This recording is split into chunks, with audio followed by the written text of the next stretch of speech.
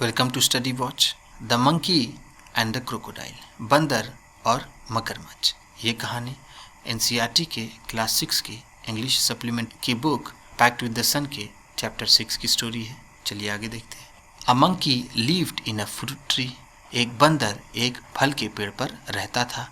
A monkey lived का मतलब एक बंदर रहता था इन अ फ्रूट ट्री, एक फल के पेड़, on the bank of a river, एक नदी के किनारे।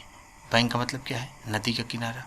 एक बंदर एक फल के पेड़ पर एक नदी के किनारे रहता था। He made friends with A crocodile. उसने एक मगरमच्छ को अपना दोस्त बना लिया। ही मेड फ्रेंड्स का मतलब उसने दोस्त बना लिया या वो दोस्त हो गया एक मगरमच्छ का। Gave him delicious fruits to eat. वो उसे स्वादिष्ट फल खाने के लिए दिया करता। एंड और sent some for his wife, और कुछ उसकी पत्नी के लिए भेजा करता। सेंट का मतलब भेजा करता। डिलीशियस का मतलब क्या है? जैसा हम जानते हैं स्वादिष्ट, tasty. They met regularly and talked. वो लगातार मिलने लगे। मेट का मतलब मिलते थे। वो लगातार मिलते थे। रेगुलरली का मतलब लगातार। एंड टॉक्ड और बातें किया करते थे। The monkey in the tree, बंदर पेड़ पर, एंड और the crocodile on the ground, और क्रोकोडाइल और वो मगरमच्छ कहाँ रहता? ज़मीन पर रहता। वो लगातार मिलने लगे और बात करने लगे। बंदर पेड़ पर रहता और मगरमच्छ ज़मीन पर रहता। चलिए आगे देखते हैं स्टोरी में क्या है। वंस, एक बार, on the bank of a river, एक नदी के किनारे, a monkey made a home for himself. एक बंदर ने अपने लिए घर बना लिया। मेड अ होम का मतलब घर बना लिया। फॉर हिमसेल्फ अपने लिए। In a tree laden with fruits, एक पेड़ पर जो फल से लदा हुआ था। लैडन का मतलब क्या है? लदा हुआ। लैडन विथ फ्रूट, फलों से लदा हुआ। He lived in it happily, वो यहाँ पर खुशी खुशी रहता था। Eating to his heart's content, और जी भर के खाता था, मन भर के खाया करता था। The fruit of his choice, अपने पसंद के फल। वो यहाँ पर खुशी खुशी रहता था और जी भर के अपने पसंद के फल खाया करता था। हार्ट्स कंटेंट का मतलब मन भर के या फिर जी भर के। कंटेंट का मतलब संतुष्ट होता है, लेकिन हार्ट्स कंटेंट है, यहाँ पर हम इसे कहेंगे मन भर करके या फिर जी भर करके। The monkey was happy but lonely, बंदर खुश था लेकिन अकेला था। लोनली का मतलब अकेला। एंड और wanted a companion to talk to, और वो एक साथी चाहता था। वॉन्टेड अ कंपेनियन का मतलब एक साथी चाहता था। कंपेनियन का मतलब साथी। टू टॉक बात करने के लिए, वो एक बात करने के लिए एक साथी चाहता था। And share the fruits with, और फल को बांटने के लिए भी, बांट कर खाने के लिए फल को और बात करने के लिए वो एक साथी चाहता था, एक कंपेनियन चाहता था। बट लेकिन there was no one around, लेकिन उसके आसपास कोई नहीं था। अराउंड का मतलब उसके चारों तरफ या आसपास। There was no one around, कोई आसपास नहीं था। नॉट इवन अनदर मंकी, यहाँ तक कि कोई दूसरा बंदर भी नहीं। उसके आसपास कोई दूसरा बंदर भी नहीं था।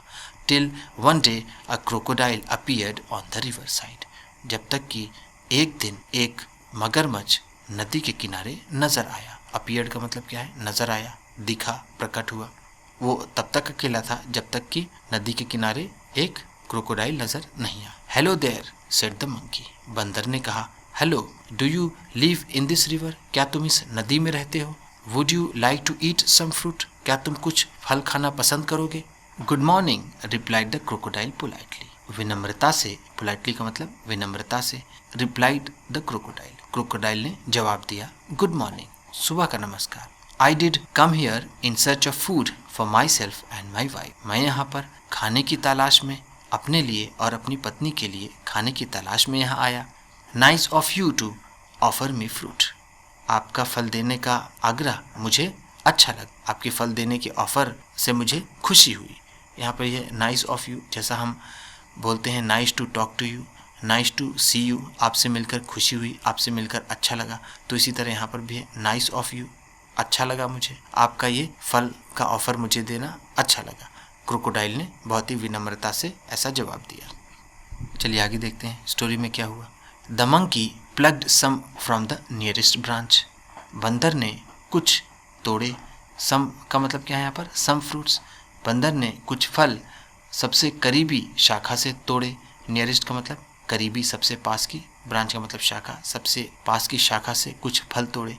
एंड और थ्रू देम डाउन, और उसे नीचे फेंक दिया। थ्रू का मतलब क्या है यहाँ पर, फेंक दिया। The crocodile found them delicious, मगरमच्छ को ये बहुत स्वादिष्ट लगे। फाउंड देम डिलीशियस का मतलब उसे ये बहुत स्वादिष्ट लगा, जैसा मैंने पहले आपको बताया। डिलीशियस का मतलब स्वादिष्ट, टेस्टी। थैंक्स ही सेड, उसने कहा शुक्रिया। May I have some on my next visit, क्या मुझे कुछ और मेरी अगली विजिट पर मिलेंगे, यानी जब मैं अगली बार मिलने आऊँगा तो क्या मुझे और मिल सकता है। सर्टेनली, निश्चित ही। As many as you like, जितना तुम चाहो उतना। And some for your wife too, said the monkey, बंदर ने कहा कि तुम्हारी पत्नी के लिए भी, जितना तुम चाहो तुम्हें उतना मिलेगा, और कुछ तुम्हारी पत्नी के लिए भी मिलेगा। बिल्कुल, निश्चित ही। डू कम अगेन, दोबारा वापस ज़रूर आना। डू कम अगेन का मतलब दोबारा वापस आना, ज़रूर। जब डू रहे किसी सेंटेंस में शुरू में और वो क्वेश्चन ना रहे तो उसका मतलब होता है अवश्य, अवश्य या फिर ज़रूर। तो do come again, do come ज़रूर आना, अगेन का मतलब दोबारा, दोबारा ज़रूर आना। I am rather lonely here, फ़िलहाल मैं यहाँ पर अकेला ही हूँ। लोनली का मतलब अकेला, रैदर का मतलब हम कह सकते हैं यहाँ पर फ़िलहाल। The crocodile visited the monkey regularly, मगरमच्छ बंदर से मिलने लगातार आने लगा। विजिटेड का मतलब कम टू सी, जब कोई किसी से मिलने जाता है तो उसे हम कह सकते हैं विजिट। विजिट का मतलब कम टू सी, मिलने के लिए आना। तो यहाँ पर मगरमच्छ मंकी से, बंदर से लगातार मिलने लगा, रेगुलरली मिलने लगा। एंड एट फ्रूट्स, और वो फल खाने लगा। विच हिज होस्ट थ्रू डाउन, जो उसका होस्ट, जो उसका मेज़बान नीचे फेंका किया करता था। होस्ट का मतलब क्या है यहाँ पर, मेज़बान। एक होता है मेहमान, एक होता है मेज़बान। जैसे यहाँ पर इस कहानी में मंकी जो बंदर है वो होस्ट है, और जो क्रोकोडाइल है वो गेस्ट है। चलिए आगे देखते हैं। ही टूक सम होम फॉर हिज वाइफ, वो कुछ फल घर अपनी पत्नी के लिए ले गया। The monkey and the crocodile were now the best of friends, अब, नाउ का मतलब अब, बंदर और क्रोकोडाइल बहुत अच्छे दोस्त हो गए। They talked and were never tired of talking, वो बातें किया करते और वो बात करते करते कभी ना थकते। नेवर टायर्ड का मतलब कभी ना थकते। ऑफ टॉकिंग, बात करने से, उनका बात करने से जी कभी नहीं भरता। वो एक बहुत अच्छे दोस्त हो गए थे वो दोनों। They talked about birds and animals, वो चिड़ियों के बारे में बात करते, जानवरों के बारे में बात करते।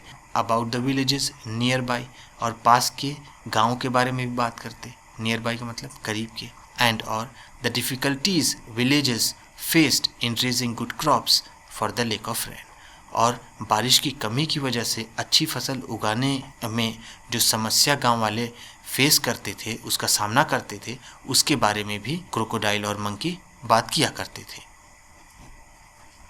डिफ़िकल्टीज का मतलब क्या है, समस्या, या फिर हम कह सकते हैं कठिनाइयों के बारे में। रेजिंग गुड क्रॉप्स, अच्छी फसल उगाने के लिए। तो इस तरह से ये पहला पार्ट ख़त्म होता है इस वीडियो का। अगले पार्ट में फिर मिलेंगे। वीडियो पसंद आई हो तो लाइक कीजिएगा। आप भी किसी को बताना पढ़ाना चाहते हैं तो शेयर कीजिएगा। चैनल पर नए हैं तो सब्सक्राइब कीजिएगा और बेल आइकन भी ज़रूर दबाइएगा। आपके सब्सक्राइब करने से आपको मिलेगी और अच्छी क्वालिटी की वीडियो, और हमें मिलेगा हौसला। Thank you.